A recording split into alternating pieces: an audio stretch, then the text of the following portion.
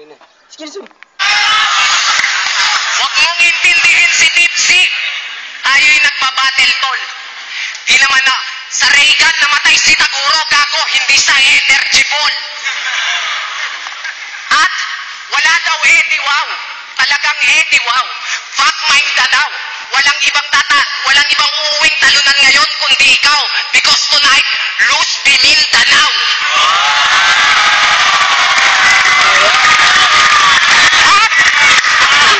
At hindi daw ako marunong magbalik. Bakit yung hari ba ng pagbabalik marunong magbalik? Eh bakit hanggang ngayon hindi pa siya bumabalik?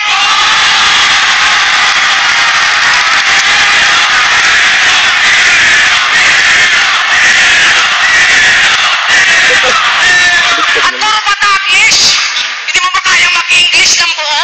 Ano yan? Para pag nag-nosebleed, isang butas lang yung dudugo?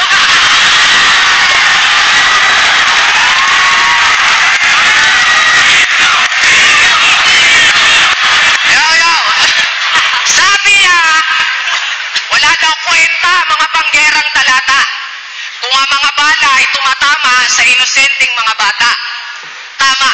Pero ba't ikaw ang naging perpektong halimbawa? Halimbawa, hi Miko, Daddy loves you. Huwag ka nang malungkot. Dahil di siya makaiyot, inimbento niya yung jakulot. Dapat steady lang daw, tapos siya lang yung kumakadyot. Kaya hi Miko, Daddy loves you. Huwag mo yung kakalimutan. Mas mahangin ka pa sa puking umuutot pag nagkantutan.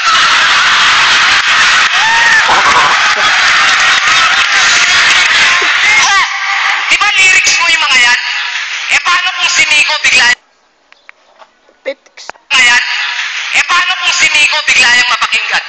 Itanong sa'yo kung anong kahulugan. Anong may isip mong idahilan? Battle lang yan, nak. Walang personalan. Anong klaseng kagaguhan yan? Meron ka bang nalalaman na Daddy loves you? Fuck you, paki-explain.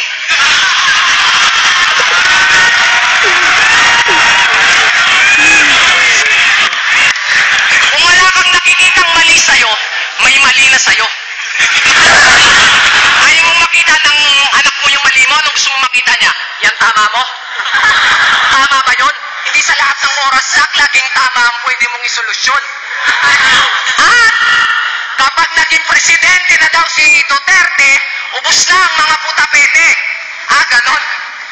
Baka nakakalimutan mo, Zach, galit sa adik yun. Baka ikaw pa ako na ipapatay yun.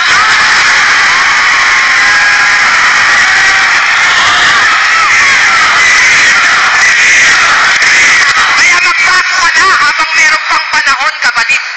Tigilan mo na yung pagka-adik. Maawa ka naman kay Miko, yung dinedede, mikmik.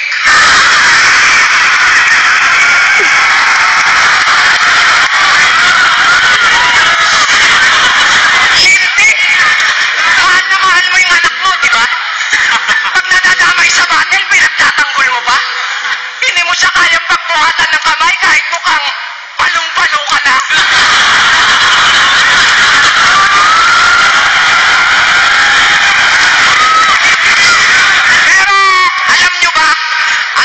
Istorya sa likod ng Sinyo versus Zach Maestro.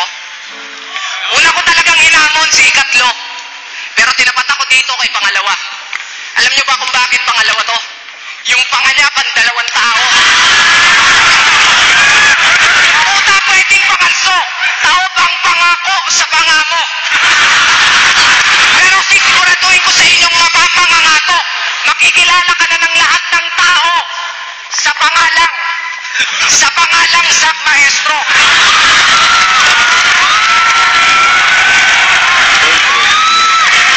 Kasi kahit di ko na ipagsigawan, alam na ng karamihan na ang pangapanga mo. Ang pangapanga mo. Puro kakapangahan, tol.